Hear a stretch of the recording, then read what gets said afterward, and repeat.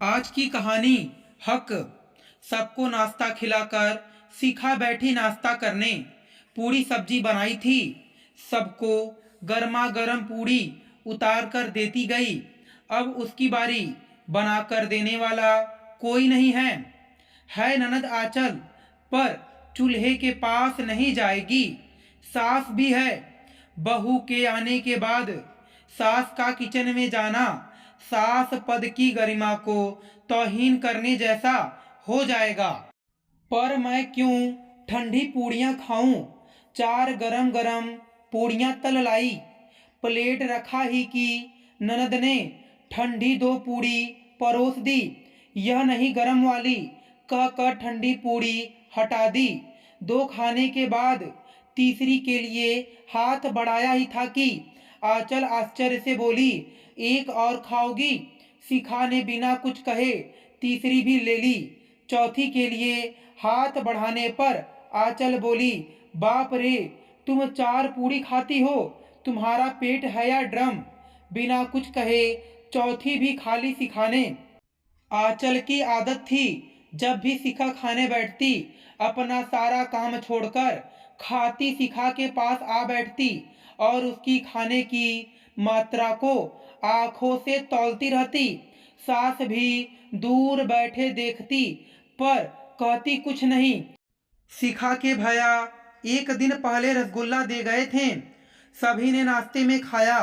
डिब्बा खोला, बड़ा साइज देखा शिखा उसको 2 टुकड़े करने जब तक चम्मच लाती तब तक आंचल ने डिब्बा बंद कर फिर से फ्रिज में घुसा ली।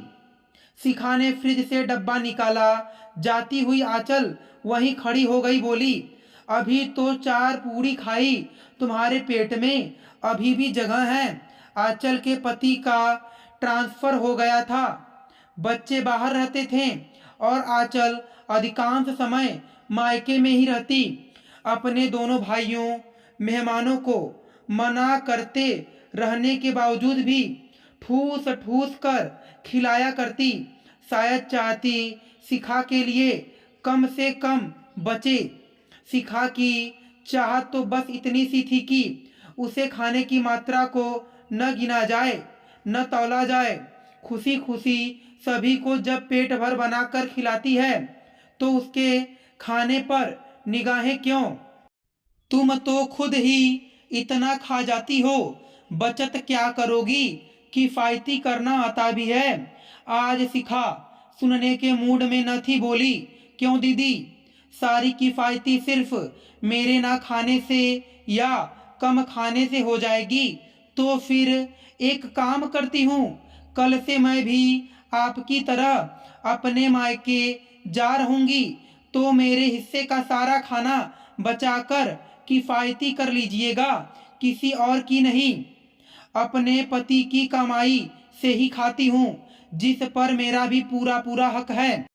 स्थिति बिगड़ती देख क्या बहू छोटी छोटी बातों के लिए मायके जाने की बात कर रही? सास बोली, आपके लिए बात छोटी हो सकती है पर मेरे लिए नहीं। घर में 4 और व्यक्ति हैं, किसी के खाने पर उंगली नहीं उठती, सिर्फ मेरे खाने पर क्यों?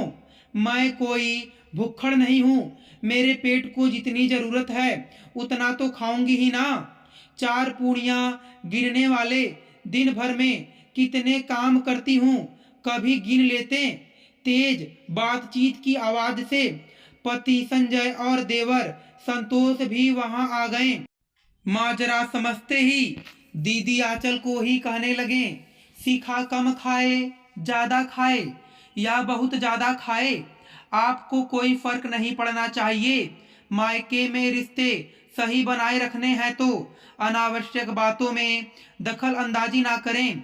उसकी देखभाल और जरूरतों की पूर्ति करने की जिम्मेदारी मेरी है। मैं जब उसे कुछ नहीं कहता तो आप क्यों कह रही हो?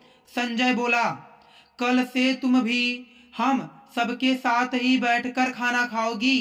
तुम कोई नौकरानी नहीं हो कि सबके खाने के बाद तुम खाओ।